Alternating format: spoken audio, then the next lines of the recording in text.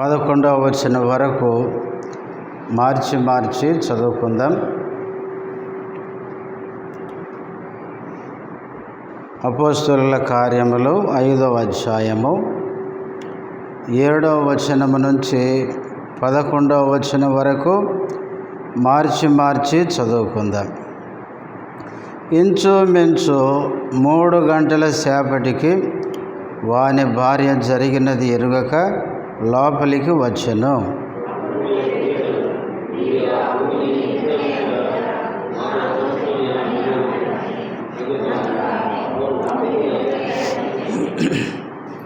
అందుకు పేతురు, ప్రభు యొక్క ఆత్మను శోధించుటకు మీరెందుకు ఏకీభవించితిరి? ఇదిగో, నీ పెనిమిటిని పాతిపెట్టిన వారి పాదములు వాకిటనే ఉన్నవి, వారు నిన్నును మోసుకొని పోవుదరని ఆమెతో చెప్పెను.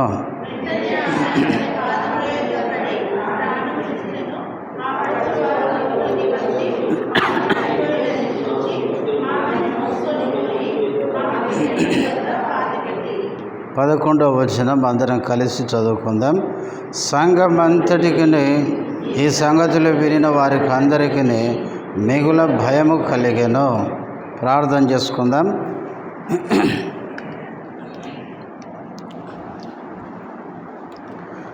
ప్రేమ కలిగిన మా తండ్రి, పరిశుద్ధుడైన దేవ, యేసుక్రీస్తు నామములో వందనములు, స్తోత్రాలు చెల్లిస్తుంటున్నాం. ఇంతవరకు పాటలలో మీరు చేసిన సహాయంకై స్తోత్రాలు. చదవబడిన వాక్య భాగంలో నుంచి కొద్ది సమయం నీ మాటలు వినాలని ఆశిస్తుండగా, ఆశగల ప్రాణాన్ని తృప్తిపరిచే దేవుడవు, నీ దాసుడు బలహీనుడు, సిలువ చాటున మరుగుపరచండి. నీ నామ మహిమార్థమై నీ దాసుని వాడుకొనండి. చేరువచ్చిన బిడ్డలకై స్తోత్రాలు. ఇంకెవరైనా వస్తుంటే నడిపించమని యేసుక్రీస్తు నామములో స్తుతించి ప్రార్థిస్తున్నాము తండ్రి, ఆమేన్.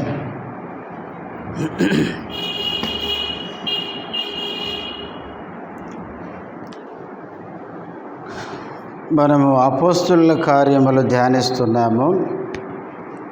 పోయిన వారం 5వ అధ్యాయము మొదటి 6 వచనాలు చదువుకొని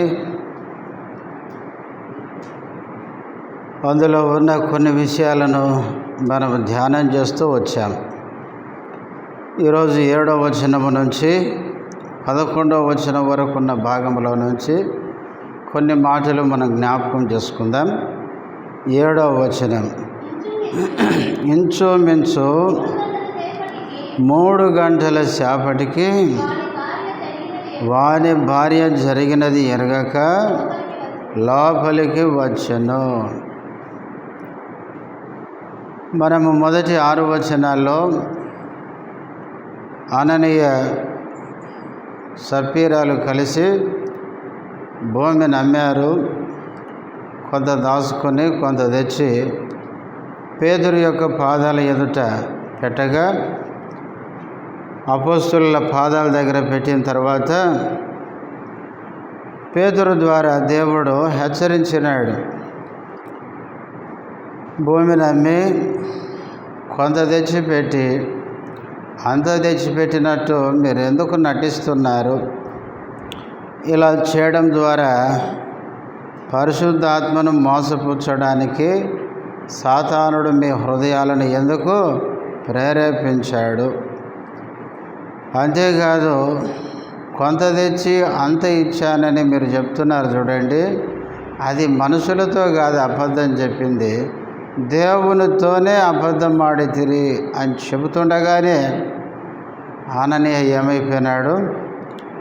కింద పడి ప్రాణం విడిచిపెట్టాడు. తర్వాత యవనస్తులు వచ్చి ఆయనను మోసుకుని పోయి పాతిపెట్టినారు.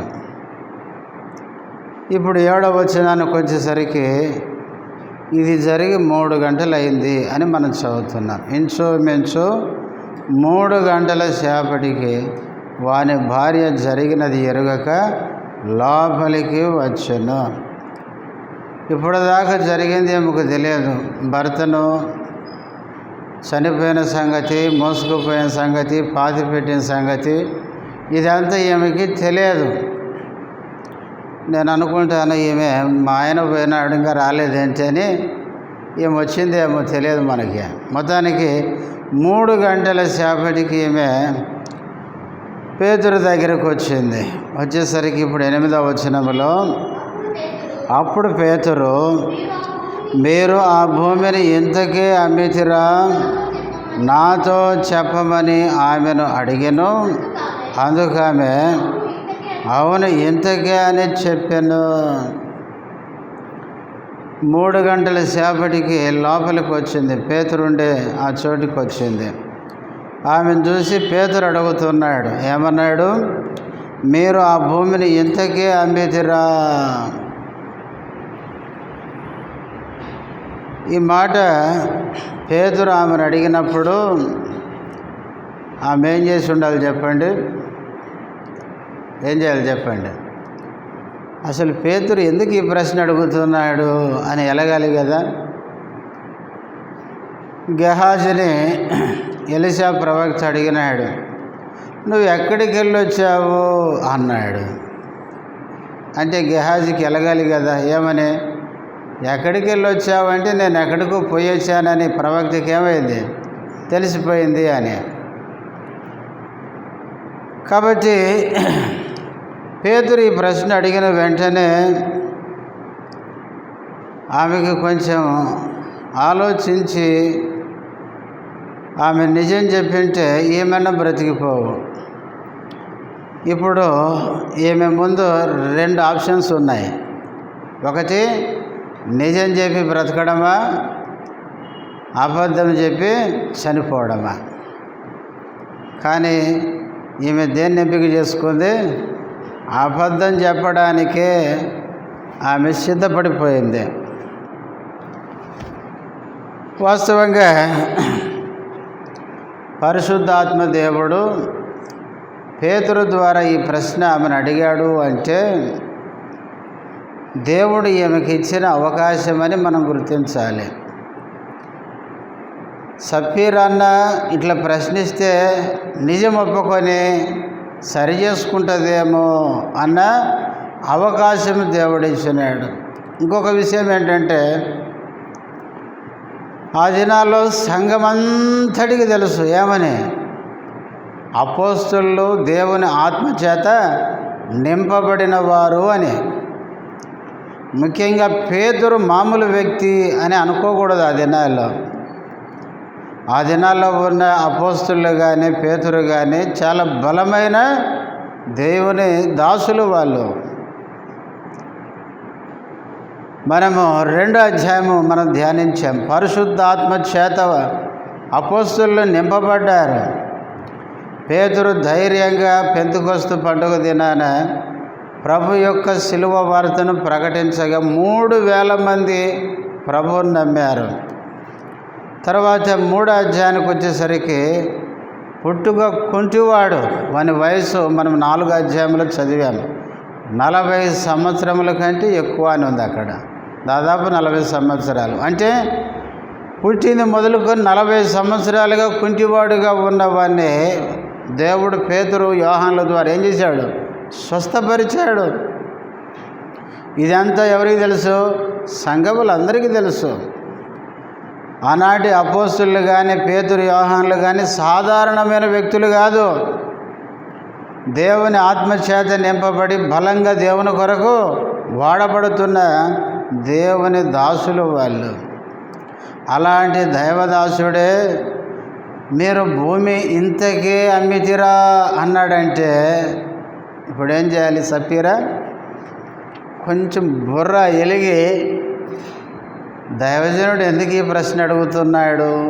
కొంపదీసి దాచిపెట్టిన సంగతి తెలిసిపోయిందా అని ఆలోచించి నిజం ఒప్పుకొని ఉంటే ఏమన్నా బ్రతికిపోయేది.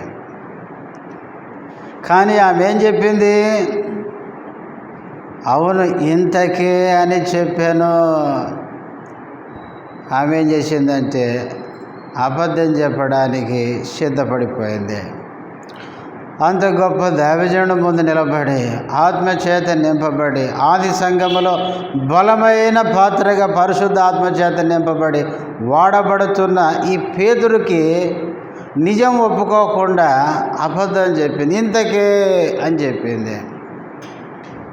ప్రియులారా, పేతురు ద్వారా పరిశుద్ధాత్ముడు ఆమెకి ఇచ్చిన చివరి ఏంటండి అవకాశం. అదే నిజం ఒప్పుకొని సరి చేసుకుంటుందేమని దేవుడిచ్చిన అవకాశం. భార్యాభర్తలు కలిసే భూమిని అమ్మారు, కొంత దాచుకున్నారు. ఇంత తప్పు చేసిన తర్వాత దైవజనుడైన పేతురు ద్వారా పరిశుద్ధాత్ముడు ఆమెను ప్రశ్నించి అవకాశం ఇచ్చినాడు. చివరి అవకాశం. మనం కూడా మన జీవితంలో తప్పిపోయినప్పుడు ప్రేమ కలిగిన దేవుడు మనకు కూడా కొన్ని అవకాశాలు ఇస్తుంటాడు మనం సరి చేసుకోవడానికి.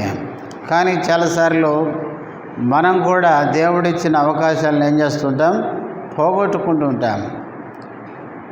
చూడండి, ఆదాము పాపం చేసినప్పుడు దేవుడు వచ్చి ఆదామును పిలిచినాడు. ఆదామా నీవెక్కడున్నావు అన్నాడు. వాస్తవంగా చెప్పాలంటే దేవుడు ఏమనాలి, ఆదామా చెట్టు చాటున ఎందుకున్నావు అనాలి కదా. దేవుడు అనాలనుకుంటే ఆదామా చెట్టు చాటున ఎందుకున్నావు అని అడగాల్సింది పోయి ఆదామా ఎక్కడున్నావు అన్నాడు. అన్నీ తెలిసిన దేవుడు. ఎందుకంటే తప్పిపోయినప్పటికీ ఆదామును ప్రేమిస్తున్నాడు. ఆదాము ఒప్పుకొని సరి చేసుకోవడానికి దేవుడు అవకాశం ఇచ్చాడు. కానీ ఆదాము వాళ్ళు ఏం చేశారు, ఒకరి మీద ఒకరు చేసిన తప్పును ఒకరి మీదకి ఒకరు తోసేసుకున్నారు. నువ్వు ఇచ్చినదిగా ఈమె నాకు ఇస్తే తిన్నాను అని ఈయన అంటాడు. ఆమె అంటది, సర్పము నన్ను మోసపుచ్చినందున నేను తింటిని. చూడండి ఎట్లుంది, మాదేమి లేదండి అంటున్నారు. ఆ విధంగా వాళ్ళు దేవునికి, సృష్టికర్త అయిన దేవుని ఎదుట నిలబడి ఉన్న నిజం ఒప్పుకోకుండా అట్లా బొంకినారు. కాబట్టి దేవుడు అన్నాడు, నువ్వు బ్రతుకు దినములన్నిట నువ్వు చెమటోడు చేయాలా, కష్టించి పనిచేసి బతకాలి. స్త్రీని అన్నాడు, నీ ప్రయాసమును నీ గర్భవేదన ఏం చేస్తా, హెచ్చిస్తాను, వేదనతోనూ పిల్లలు కంటావు అన్నాడు దేవుడు. కాబట్టి ఆ విధంగా ఆది దంపతులు ఒప్పుకోలేదు కాబట్టి దేవుని చేత శపించబడ్డారు. తర్వాత 4వ అధ్యాయంలో కూడా కయీను హేబేలును చంపిన తర్వాత అంతకుముందు దేవుడు వచ్చాడు, తప్పు చేయకముందే హెచ్చరించాడు. ఎందుకు నీ ముఖం చిన్నపుచ్చుకొని ఉన్నావు అన్నాడు. నువ్వు సత్క్రియ చేస్తే ముఖం ఎత్తుకోవా అన్నాడు. ఎన్ని జపంగా కూడా తమ్ముని మీద పడి చంపినాడు. చంపిన తర్వాత కూడా దేవుడు వచ్చి, కయీను నీ తమ్ముడైన హేబేలు ఎక్కడా అన్నాడు. వాస్తవంగా దేవుడు ఏమనొచ్చు అంటే, ఎందుకయ్యా నీ తమ్ముని ఆ పొలములు అట్లా చంపినావు అనాలి. ఎందుకంటే దేవునికి అన్నీ తెలుసు, తెలియదంటూ ఏమీ లేదు. కాబట్టి అన్నీ తెలిసిన దేవుడు కయీనుకి అవకాశం ఇచ్చినాడు దేవుడు. అయితే కయీను దేవునితో మాట్లాడే రీతిగా మాట్లాడలేదు. కయీను అన్నాడు దేవునితో, ఏమన్నాడు, నా తమ్మునికి నేను కావలి వాడనా. ఎంత రెటమతంగా సమాధానం చెప్పినాడు. ఆ విధంగా చెప్పినందుకు దేవుడు అసలు విషయం చెప్పి ఆయన అన్నాడు, నువ్వు భూమి మీద ఏమైపోతావు, దేశదిమ్మరివైపోతావు అన్నాడు. బ్రతికినంత కాలం నీకు నెమ్మది ఉండదు. దేశదిమ్మరి అంటే కొద్ది రోజులు ఎన్టీపీసీలు ఉంటాడు, ఏడుంటే ఏమైద్ది అనుకొని మళ్ళీ ఇంకొకరికి పోతాడు, ఆడ 4 రోజులు ఉంటాడు, ఇంకొకరి అట్లా దేశదిమ్మరి ఒక చోట ఉండడు అన్నమాట, నెమ్మది ఉండదు. కాబట్టి ఆ విధంగా కయీను కూడా దేవుడిచ్చిన అవకాశాన్ని పోగొట్టుకున్నాడు. అలాగే బైబిల్లో చాలామంది భక్తులు సరి చేసుకున్న వాళ్ళు ఉన్నారు, అవకాశాలు పోగొట్టుకున్న వాళ్ళు కూడా ఉన్నారు. కాబట్టి ప్రియులారా, దేవుడు మనకిచ్చిన అవకాశాన్ని మనం ఎప్పుడూ కూడా పోగొట్టుకోకూడదు. దేవుడు మనం తప్పిపోయినప్పుడు మనం సరి చేసుకోవడానికి దేవుడు మనకు అవకాశం ఇస్తాడు, చక్కబరుచుకోవడానికి, సరి చేసుకోవడానికి. బైబిల్లో నాకు విచిత్రం ఏంటంటే యెజబెలు కూడా ఇచ్చినాడంటే అవకాశం. చూడండి ప్రకటన గ్రంథం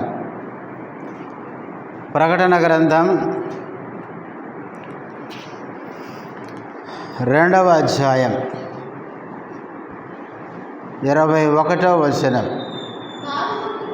మారు మనసు పొందుటకు నేను దానికి సమయం ఇచ్చితిని కానీ అది తన జారత్వం విడిచిపెట్టి మారు మనసు పొందనల్లదు.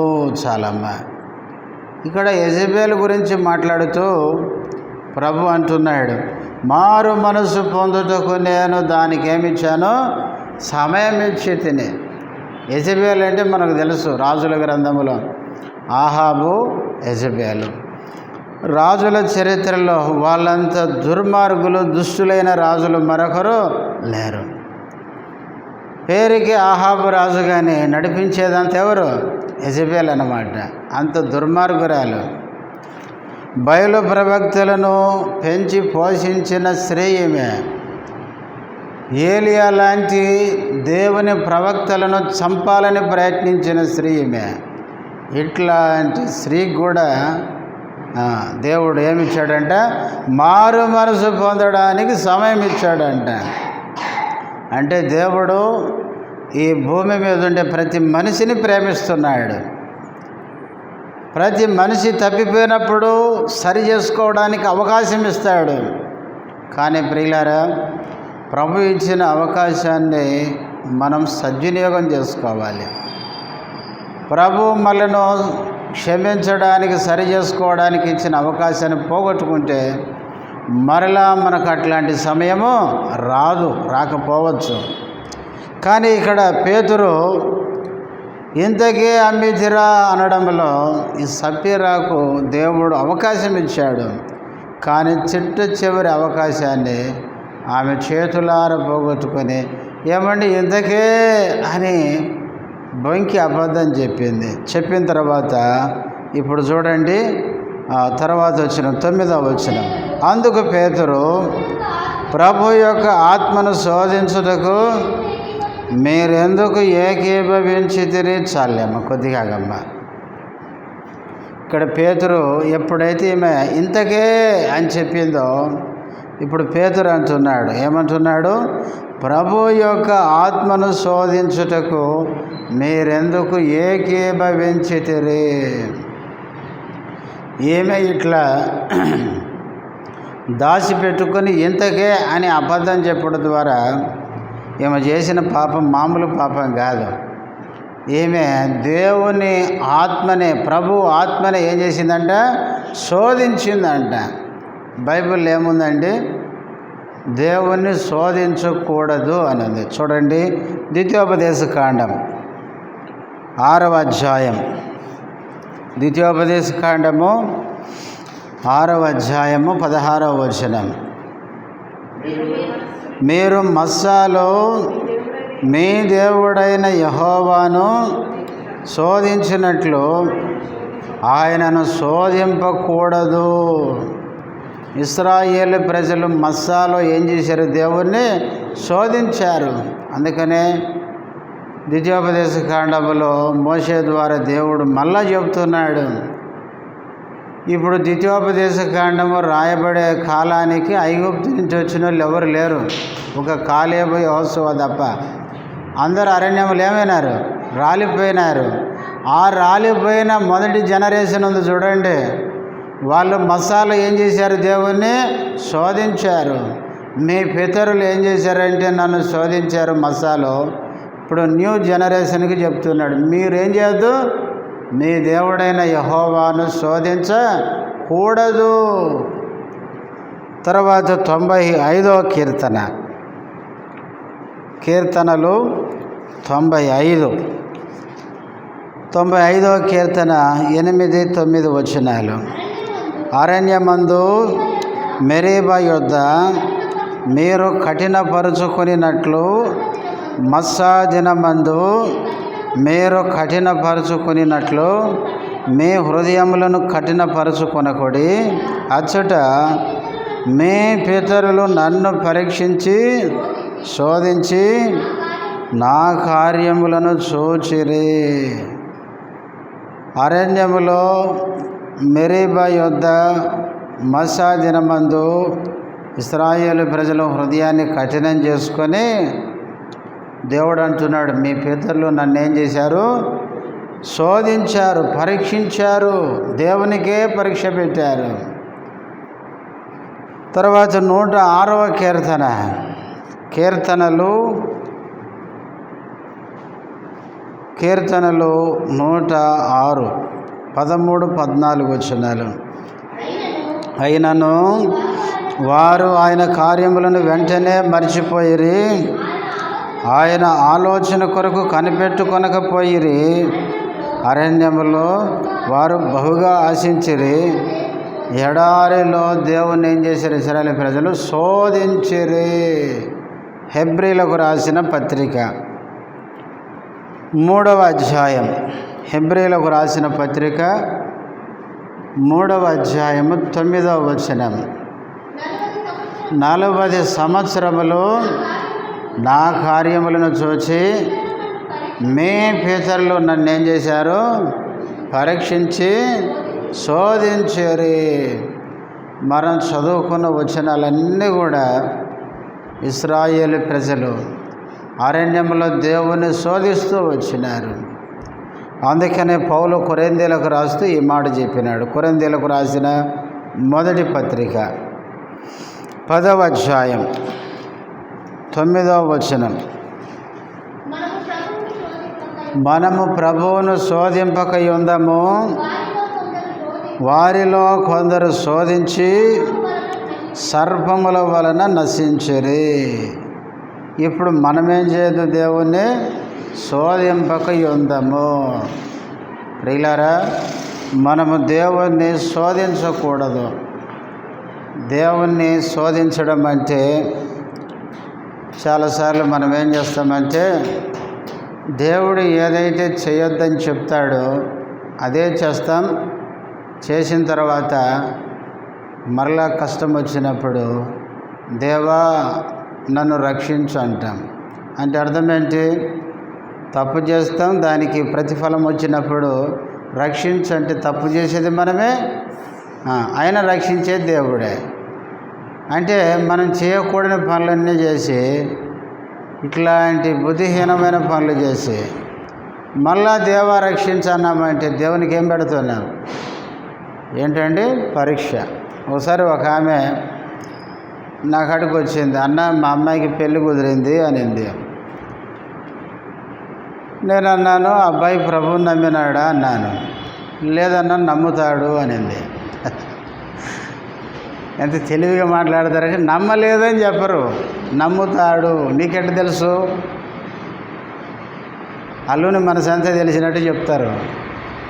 నమ్ముతాడు అంటే నేనన్నాను, నమ్ముతాడని నువ్వెట్లా చెప్తావు? ఒక వ్యక్తి ప్రభువుని నమ్మడం నమ్మకపోవడం అది పరిశుద్ధాత్ముని కార్యం. ఏ వ్యక్తి ఎవరిని రక్షించలేడు. మనం సువార్త చెప్తామే కానీ రక్షించేవాడు ఎవరండి? దేవుడే, ప్రభువే. దేవుని ఆత్మ ఒక వ్యక్తి హృదయంలో కార్యం చేస్తే తప్ప ఎవరు మారు మనసు పొందరు. మనం సువార్త చెప్తాం, ఆ వ్యక్తిని రక్షణ కొరకు ప్రార్థన చేస్తాం అంతే. కాబట్టి నువ్వెట్లా చెప్తావు అక్క అంటే, లేదన్నా మా అల్లుడు మంచోడు కాబట్టి మారుతాడన్నా అంటే నేను చెప్పాను, రక్షణ పొందుతాడు, మారుతాడు. ఇవన్నీ మాటలు అవన్నీ ఉట్టి అక్క, తర్వాత మీరు ఇబ్బంది పడతారంటే వినకుండా పెళ్లి చేసినారు. చేసిన తర్వాత ఒకరోజు వచ్చి మా అమ్మాయిని ఇబ్బంది పెడుతున్నాడన్నా ప్రార్థన చేయంటది. మళ్ళీ ఇప్పుడు ఏం చేయాలి? మళ్ళీ ఇప్పుడు ప్రార్థన చేయాలంటే ఇప్పుడు దేవునికి ఏం పెట్టాలా? ఇయే పరీక్షలు అంటే మనం పెట్టేది. దేవుడు చెప్పింది మనం చేయకుండా మళ్ళా దేవుని దగ్గరకు వచ్చి దేవా నన్ను రక్షించంటే ఇప్పుడు దేవుణ్ణి శోధించినట్టే. బైబిల్లో దేవుడు అన్నాడు కదా, అవిశ్వాసికి విశ్వాసికి పాలు ఎక్కడిది? నీతికి దుర్నీతికి ఏమి సాంగత్యం, వెలుగుతో చీకటికి ఏమి పొత్తు, దేవుని ఆలయముతో విగ్రహములకు ఏమి పొందిక.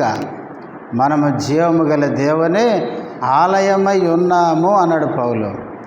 కాబట్టి మన జీవితంలో చాలాసార్లు దేవుడు చెప్పేది మనం చేయకుండా చాలాసార్లు దేవునికే పరీక్ష పెడతాం. ఇశ్రాయేలు ప్రజలు అదే చేశారు. అరణ్యంలో 40 సంవత్సరాలు దేవుణ్ణి శోధిస్తూ వచ్చారంట. ప్రియులారా, మన ప్రభువును మనం శోధించకూడదు. ప్రభు ఏది చెబుతాడో అది మనం తూచా తప్పకుండా వినాలి. అప్పుడే మనకు మేలు, క్షేమం. అందుకే దేవుడు అంటాడు, ఇశ్రాయేలు నీవు నా మాట వినిన ఎడల ఎంత మేలు అంటాడు బైబిల్లో. కాబట్టి ఈ సప్పీరా ఏం చేసిందంటే అబద్ధము చెప్పి దేవుణ్ణి ఏం చేసింది? శోధించింది. ప్రియులారా, నీవు నేను మన ప్రభువును శోధించకూడదు. శోధించిన వారు బైబిల్లో అక్కడ చదివాం, పౌలు చెప్తున్నాడు, దేవుని శోధించి సర్పముల చేత నశించిరి. సర్పాలు వచ్చి అవి కూడా బైబిల్ ఏముందంటే తాపకరమైన సర్పాలు, మామూలు పాములు కాదు అవి. కాబట్టి తాపకరమైన విషపురుగులవి వచ్చి కుట్టినాయి. దేవుడు పంపించిన విషపురుగులు వచ్చి కుడితే మనిషి ఏం చేస్తాడు చెప్పండి? ఏం చేయలేడు, అంతే, చచ్చిపోవడమే. అలాంటి నష్టాన్ని పొందినారు. అందుకే పౌలు అన్నాడు, మనము దేవుని శోధింపక ఉందము అని హెచ్చరించినాడు. కాబట్టి ఈమె చేసిన పనికి ప్రభు ఆత్మను ఏం చేసిందంటే ఈమె శోధించింది. శోధించుటకు మీరెందుకు ఏకీభవించితిరి అని తర్వాత చదవమ్మా. ఇదిగో నీ పెనిమిటిని పాతిపెట్టిన వారి పాదములు వాకిటనే ఉన్నవి, వారు నిన్నును మోసుకుని పోవుదరని ఆమెతో చెప్పిన 10వ వచనం. వెంటనే ఆమె అతని పాదముల యొద్ద పడి ప్రాణము విడిచెను. చాలమ్మ. పేతురు చెప్పినాడు, ఏమన్నాడంటే, ఇదిగో నీ పెనిమిటిని పాతి పెట్టడానికి వెళ్ళిన వారి పాదాలు ఇక్కడికి వచ్చిన వాళ్ళు వచ్చినారు దగ్గరికి, ఇప్పుడు నిన్ను కూడా మోసుకొని పోతారు అని చెప్పేసరికి 10వ వచనంలో వెంటనే ఆమె అతని పాదముల యొద్ద పడి ప్రాణం విడిచెను. ఇప్పుడు ఈ వచనాలు చదువుతున్నప్పుడు చాలా బాధ అనిపించింది నాకు. సప్పీరా ఎట్లా చచ్చిపోయిందండి? తటాలున పడి చచ్చిపోయింది.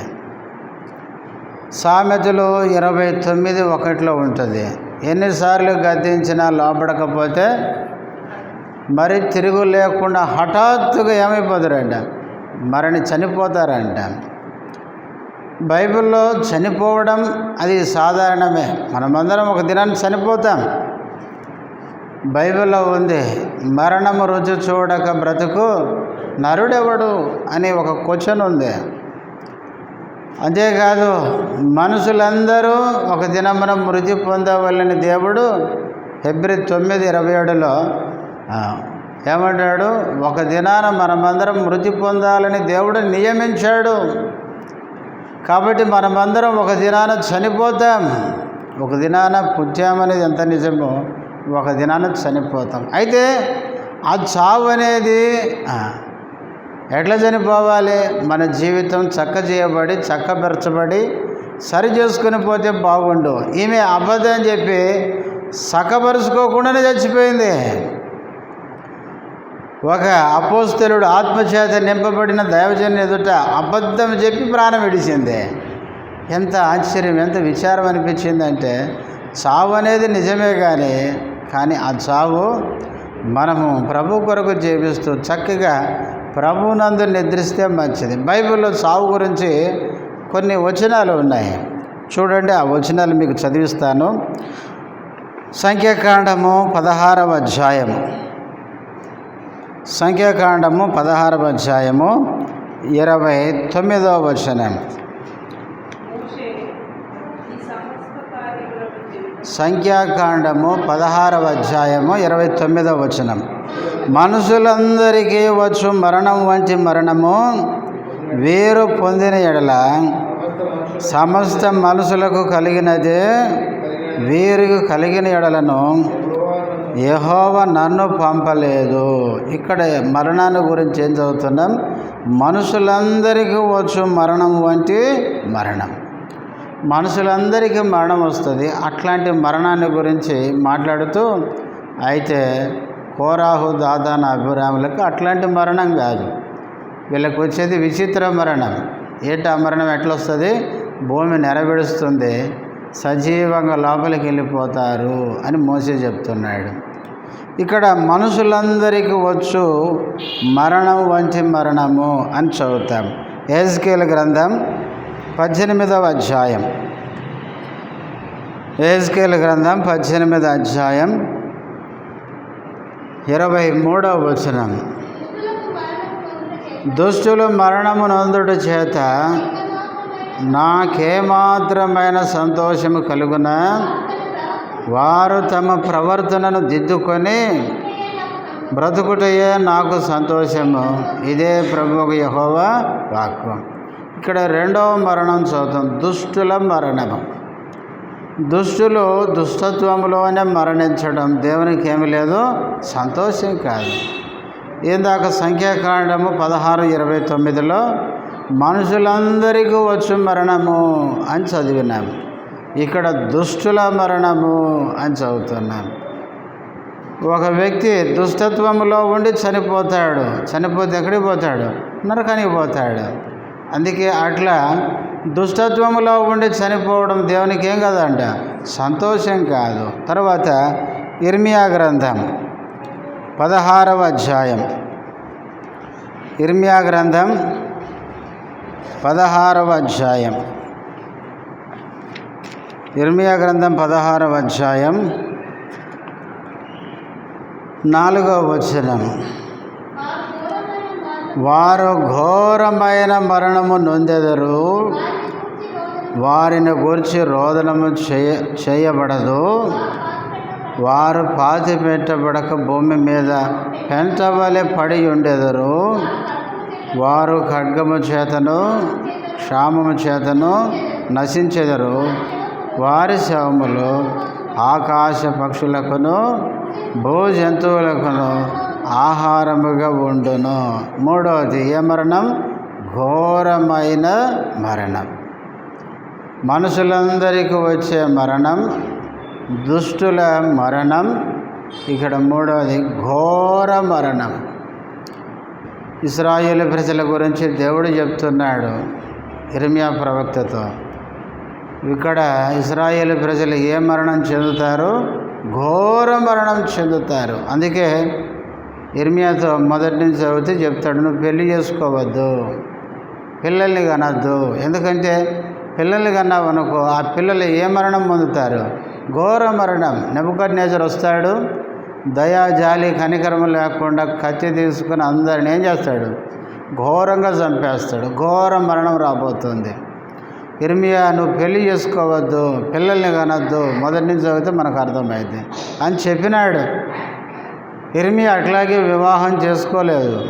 రిగులారా, దేవుని మాట వెనక దేవుని విడిచిపెట్టి దేవుని మీద తిరుగుబాటు చేసిన ఇశ్రాయేలు ప్రజలకు ఏ మరణం వస్తుందంటే ఘోర మరణం.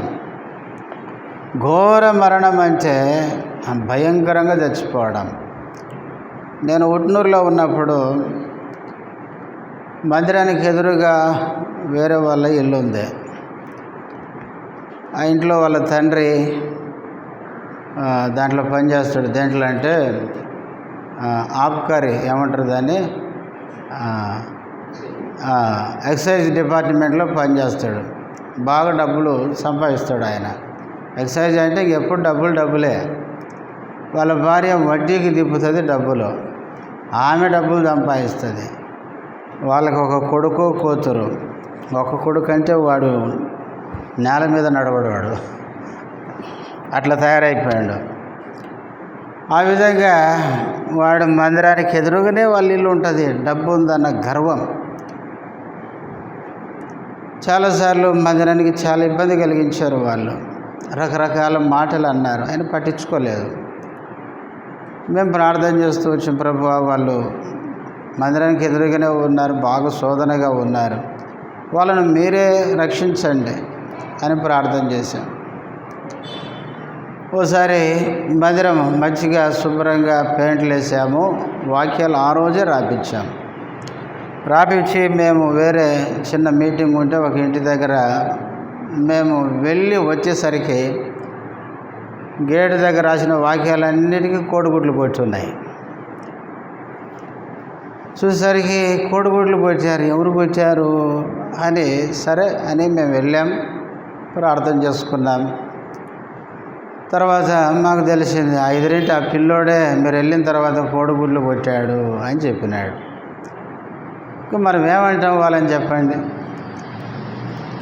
ప్రార్థన చేసామంతే, ప్రభువా వాళ్ళని రక్షించు, వాళ్ళు మారు మనసు పొందితే వాళ్ళు ఇట్లాంటి పనులు చేయరు కదా అని ప్రార్థన చేసామంతే. దేవుని బిడ్డలంగా మనం ప్రార్థన కంటే మనం ఏం చేస్తాం చెప్పండి? ప్రార్థన చేసిన తర్వాత చాలా దినాలు ప్రార్థన చేసాము. ఆ తర్వాత ఉట్నూరు దగ్గర మా పని అయిపోయింది. ఇక్కడికి వచ్చాము. ఇక్కడికి వచ్చిన కొద్ది రోజులకే ఉట్నూరు నుంచి ఒక బ్రదర్ ఫోన్ చేశాడు. ఏంటన్నా అంటే మన మందిరం ఎదురుగుంటే ఆ ఇంటి పిల్లగాడు చచ్చిపోయినాడు. ఎట్లా చచ్చిపోయినాడంటే ఆదిలాబాద్ వెళ్ళారంట స్నేహితులు 3 కలిసి బండి మీద వెళ్ళి అక్కడ పోయి సినిమాలు షికార్లు అన్నీ తిరిగి సాయంత్రం పూట మంచిగా తాగి బండి మీద 3 అవి ఉంటాయి కదా పెద్ద పెద్ద బుల్లెట్ బండ్లు. ఇంకా డబ్బులు ఉన్నాయి కాబట్టి వాళ్ళకి కుర్రోళ్ళకి ఇంకే పనులు అంటే ఆ పనులు తీసిస్తారు. వాళ్ళు కన్ను మీద కానకుండా తాగిన మైకంలో స్పీడ్గా వస్తున్నారు. ఇంద్రవెల్లి దాటగానే ఒక టర్నింగ్ ఉంటుంది, ఒక మలుపు ఉంటుంది చిన్నది. వీళ్ళు ఆ స్పీడ్ మీద బండి కట్టుగా లేదు, రోడ్డు దాటి వెళ్ళిపోతే చెట్లు మొత్తం టేకు చెట్లు వెళ్ళిపోయి ఒక చెట్టు గుద్దుకుంటే డ్రైవింగ్ చేస్తున్నది ఈ అబ్బాయి. వెళ్ళి చెట్టు గుద్దుకుంటే ఇటున్న మూతి అటు పోయింది వెనక్కి. అంటే మేడేరికి చచ్చిపోయాడు. ఆయన చెప్తుంటే నాకే బాధ అనిపించింది. పాపం వాడు యవనస్తుడు, చదువుకున్నాడు, ఉద్యోగం కోసం ట్రై చేస్తున్నాడు, ఒకే కొడుకు. చచ్చిపోతే వాళ్ళకి ఎంత బాధ ఉంటుందో. సరే వాడు తప్పు చేశాడు కరెక్టే, కానీ ఇంత భయంకరంగా చచ్చిపోయినాడే అనిపించింది. మేడేరికి ఇటున్న తల ఆయన చెప్తున్నాడు, అన్న ఇటున్న తల ఏమైంది అంది, వెనక్కి తిరిగి చచ్చిపోయినాడు అన్న, మేడేరికి చచ్చిపోయినాడు. వాడిని చూస్తేనే ఘోరంగా ఉంది. ముందుకు ఉండాల్సిన తల ఏమైపోయింది, వెనక్కి తిరిగిపోయిందంటే ఎంత ఫాస్ట్గా గుద్దుకున్నాడు, మేడ తిరిగి చచ్చిపోయినాడు అన్న. అప్పుడు అనిపించింది నాకు, చాలా బాధ అనిపించింది. మారు మనసు పొందకుండా యవనస్తుడు చచ్చిపోయినాడు. అదే ఘోరంగా చచ్చిపోవడం అంటే. దేవుని మాట వినకుండా దేవునికి విరోధంగా పోతే ఘోరమైన చావు చచ్చిపోవాల్సి వచ్చింది. కాబట్టి ఇశ్రాయేలు ప్రజలతో దేవుడు అన్నాడు, ఇర్మియాతో చెప్పినట్టు నువ్వు పెళ్లి చేసుకోవద్దు, పిల్లల్ని కనద్దు, ఎందుకంటే నెబుకద్నెజరు సైన్యంతో రాబోతున్నాడు, ఘోరమైన మరణం వీళ్ళకి రాబోతుందని చెప్పినాడు. 3వదిగా ఘోరమైన మరణం. సంఖ్యాకాండం 23వ అధ్యాయం. సంఖ్యాకాండము 23వ అధ్యాయము 8వ వచనం. అది నీతిమంతుల మరణం వంటి మరణము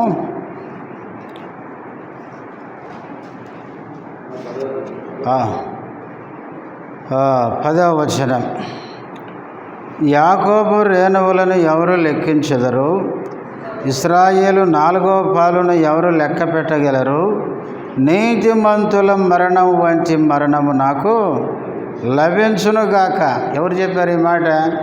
బిలాము చెప్తున్నాడు. నాకు ఏ మరణం కావాలి? నీతిమంతుల మరణం. వచ్చిందా? చూడండి, ఇదే సంఖ్యాకాండం 31వ అధ్యాయం. సంఖ్యాకాండము 31వ అధ్యాయము 31వ అధ్యాయము 8వ వచనం చివరిలో ఉంది చూడండి. ఆ మాట చదవండి. బేయోరు కుమారుడైన బిలామును ఖడ్గముతో చంపిరి. బిలామును ఇశ్రాయేలు ప్రజలు ఎట్లా చంపారు? ఖడ్గముతో చంపారు. యెహోషువ గ్రంథం 13వ అధ్యాయం.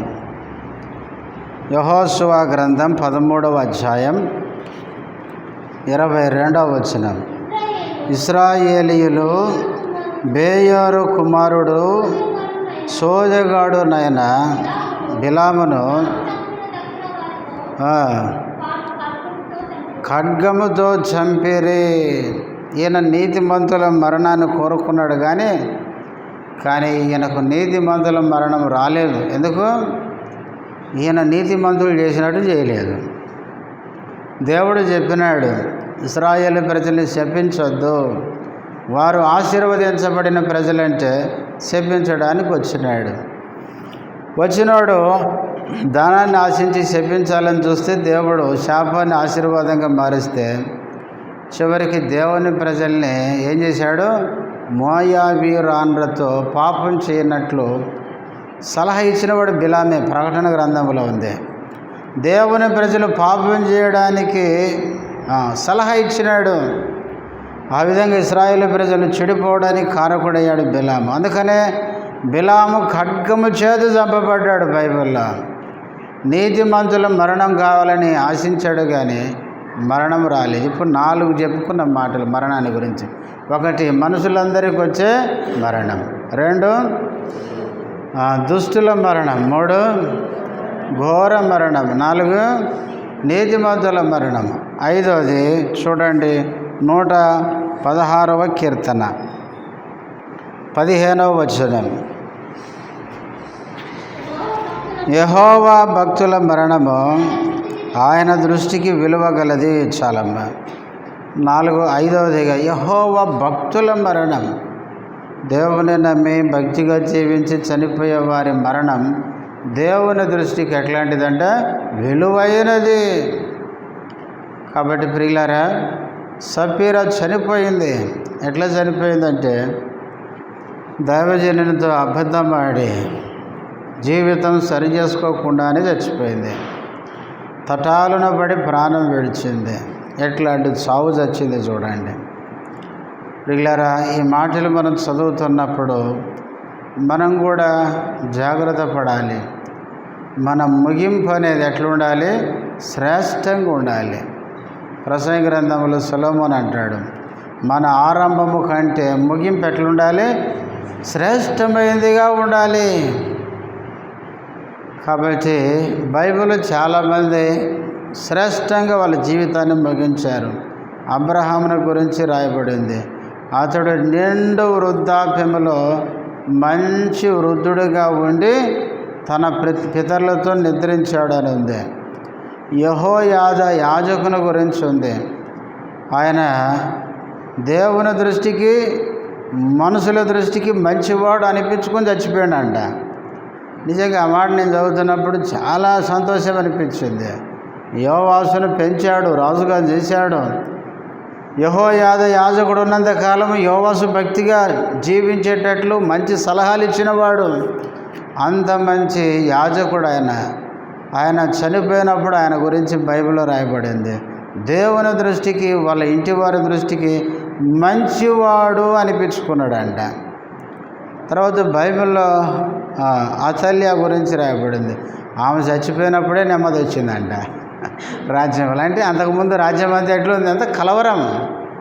అతల్య ఏలిన కాలంలో ఇజ్రాయెల్ దేశంలో నెమ్మది లేదు. కొంతమంది పోతేనే నెమ్మది వస్తుంది. సంఘాల్లో కానీ కుటుంబాల్లో కానీ ఒక ఆమె నింది,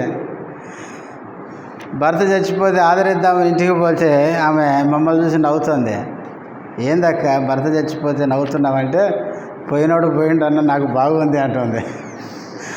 రాత్రి 1 గంటకు వచ్చి డోర్ కొడితే డోర్ తీయాలంటే గజ గజ గజ వణికేదాన్ని అన్న. ఇప్పుడు ఏం భయమే లేదు.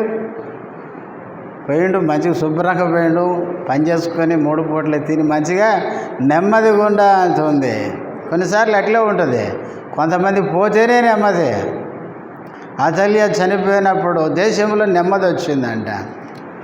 అంతేకాదు బైబిల్లో ఒక రాజు ఉన్నాడు, ఆయన పేరు ఇర్మియా గ్రంథంలో ఉంటుంది. అతడు చనిపోయినప్పుడు అంట ఎవరికి ఇష్టం లేని వాడే చచ్చిండంట. సమాధి కూడా సరిగా చేయబడలేదని ఉంది. కాబట్టి మన ముగింపు, మన మరణం అనేది చాలా శ్రేష్టంగా ఉండాలి. ప్రియులారా, ఈ సఫీరా చనిపోయినప్పుడు దేవుడు చివరి అవకాశం ఇస్తే ఒప్పుకొని, అయ్యా తప్పైపోయింది, మేమేమో ఇది బయటికి రాదనుకుంటుంది, పరిశుద్ధాత్ముడు ఇట్లా అంతా బయట పెడతాడని అనుకోకపోతుంది అని ముక్కు చెంపలు వేసుకొని క్షమాపణ వేడుకొని ఉంటే ఎంత బాగుండో. సప్పీరన్న కూడా ఏమన్నా బతికిపోయేది, ఈమె జీవితం అన్న తర్వాత బాగుపడేదేమో. కానీ దైవజనంతో దేవుని ఆత్మతో నింపబడిన మంచి గొప్ప బలమైన సేవ చేస్తున్న అపోస్తలుడైన పేతురుతో అబద్ధం చెప్పి ఇంతకే అని చెప్పి తర్వాత ఆమె పడి చచ్చిపోయింది. చచ్చిపోయిన తర్వాత ఆ పడుచువారు వచ్చి ఆమెను ఏం చేశారు, తీసుకుని పోయి ఆ పెనిమిటి దగ్గరే పాతి పెట్టారు. ఇప్పుడు 11వ వచనం చదవండి. సంఘమంతటికి ఈ సంగతులు వినిన వారికి అందరికీ మిగుల భయము కలిగెను. చూడండి, అననీయ చచ్చిపోయినప్పుడు కూడా ఈ మాట చదువుతాం. చూడండి 5వ వచనం. అననీయ ఈ మాటలు వినుచూనే పడి ప్రాణం విడవగా వినిన వారికందరికీ మిగుల భయము కలిగెను. అననీయ సావు అందరికీ భయం కలిగించింది. సప్పీరా సావు కూడా అందరికి, సంఘమంతటికి భయమైంది. ఏంటి బాగున్న వాళ్ళు అంత సడన్గా చచ్చిపోయినారు అని భయం కలిగింది. వాళ్ళ చావు అనేది సంఘానికి భయం పుట్టించింది. ప్రియులారా, మన జీవితంలో కూడా మన ముందు జరుగుతున్న పరిస్థితులన్నీ మనకేం తీసుకురావాలి, మనకు భయాన్ని తీసుకురావాలి. నేను కూడా అలాగ చేస్తే నాకు అలాంటి శిక్ష దేవుడు అనుమతిస్తాడేమో అన్న భయం ఉండాలి. దేవుని భయం మనకు ఉండాలి. ప్రియులారా, దేవుని భయం మనకు లేకపోతే బైబిల్లో ఉంది, మనం చేసిన పాపానికంటే శీఘ్రముగా శిక్ష రాకపోవడం చూసి మనుషులు భయం విడిచి పాపం చేస్తారంట. చూడండి, ప్రసంగి గ్రంథం 2 వచనాలు చదువుకొని ముగించుకుందాం. ప్రసంగి గ్రంథం 8వ అధ్యాయం 11వ వచనం. దుష్క్రియకు తగిన శిక్ష శీఘ్రముగా కలగపోవడం చూచి మనుషులు భయం విడిచి హృదయపూర్వకముగా దుష్క్రియలు చేయుదురు. చాలమ్మ, చేసిన దుష్క్రియలకి అంటే పాప పనులకి వెంటనే శీఘ్రంగా దేవుడు శిక్ష పంపించకపోవడం చూసి మనుషులంట భయం విడిచి పాపం చేస్తారంట. గుర్తుపెట్టుకోండి, దేవుడు మనం చేసిన చెడ్డ పనులకి వెంటనే శిక్ష అనుమతించలేదంటే ప్రభు నీకు ఇచ్చిన గ్రేస్ పీరియడ్ అది, దేవుడు నీకు ఇచ్చిన కృపా సమయం అది. కానీ అందుకే రోమపత్రిక 2వ అధ్యాయంలో పౌలు అంటాడు, దేవుని దీర్ఘశాంతము ఏమంటాడు, మిమ్మల్ని మారు మనసుకు ప్రేరేపిస్తుందని ఎరగక అంటాడు. దేవుడు దీర్ఘశాంతము దయా కృపతో మనలను శిక్షించకుండా ఉన్నాడంటే మనం మార్పు చెందాలి, మారు మనసు పొందాలని. అంతేగాని ఆయన ఏదో మనల్ని వదిలిపెడుతున్నాడు తప్పు చేసినా అని కాదు. కానీ అట్లాగే మనం పాపంలో కొనసాగితే సమయం వచ్చినప్పుడు దేవుడు తప్పకుండా శిక్షిస్తాడు. ప్రాణ గ్రంథం చివరి అధ్యాయంలో దేవుడు అక్కడ అంటాడు, అపవిత్రుని అపవిత్రుగానే ఉండనేమో, పవిత్రుని పవిత్రుగా. ఎందుకన్నాడు ఆ మాట అంటే, తర్వాత వచ్చినప్పులోని ఇదిగో నేను త్వరగా వచ్చుచున్నాను, వాని వాని క్రియలు చొప్పున ప్రతి వానికి నేను జీతం సిద్ధంగా ఉంచాను. కాబట్టి ప్రభు వస్తున్నాడు, అందుకే మనకు దేవుడు సమయం ఇస్తున్నాడు. అందుకే మోసపోవద్దు. మనం దుష్క్రియలు చేసినా దేవుడు వదిలిపెడతాడు అనుకోవద్దు. దేవుడు తప్పకుండా మనల్ని కూడా శిక్షిస్తాడు. పాపాన్ని దేవుడు ఎప్పుడూ సహించాడు. అందుకనే ఎప్పుడైతే ఈమె చనిపోయిందో సంఘమంతటికి ఏం కలిగింది, భయం కలిగింది. భయం. ప్రియులారా, నీవు నేను దేవుని యందు భయము కలిగి ఉండాలి. 4వ కీర్తన 4వ వచనములో ఉంది, భయము నుండి ఏం చేయొద్దు, పాపము చెయ్యకూడదు అని ఉంది. 19వ కీర్తనలో ఉంది, 9వ వచనం అనుకుంటా. అక్కడ యెహోవా యందైన భయము పవిత్రమైనది, అది నిత్యము నిలుచును. దేవుని యందు భయము మనము నిత్యము ఉంచాలి. చివరి ఒక మాట చదవండి, ముగించుకుందాం. సామెతల గ్రంథం 28వ అధ్యాయం. సామెతలు 28వ అధ్యాయము 14వ వచనం. నిత్యము భయము కలిగి ప్రవర్తించువాడు ధన్యుడు, హృదయమును కఠినపరుచుకునివాడు. దేవుడు మనల్ని హెచ్చరించినప్పుడు హృదయాన్ని ఏం చేసుకోవద్దు, కఠినం చేసుకోవద్దు. మనము దేవునికి భయపడాలి. నిత్యము భయము కలిగి ప్రవర్తించువాడు ధన్యుడు. కాబట్టి సంఘమంతటికి భయం కలిగింది. సంఘములో భయం కలిగిందంటే దేవుని భయం ఏంటంటే సంఘములో పవిత్రతను తీసుకుని వస్తుంది. అపోస్తలుల కార్యములు 5వ అధ్యాయంలో అననీయ సప్పీరాలు వేషధారణతో కూడిన ఈ పాపం చేసినప్పుడు దేవుడు వాళ్ళిద్దరిని ఎందుకు దేవుడు శిక్షించాడంటే ఇంకా తర్వాత సంఘములో ఉండేవారు ఎవరు ఇలాంటి పనే చేయకూడదు, భయం కలిగి ఉండాలని. కాబట్టి ప్రియులారా, ఈరోజు నీవు నేను కూడా దేవుని సంఘములో మన ముందు జరిగే పరిస్థితులని మనం చూస్తున్నప్పుడు మనం కూడా సంఘములో భయం కలిగి దేవుని కొరకు పవిత్రంగా జీవించాలి. మోకరించండి, ప్రార్థన చేసుకుందాం.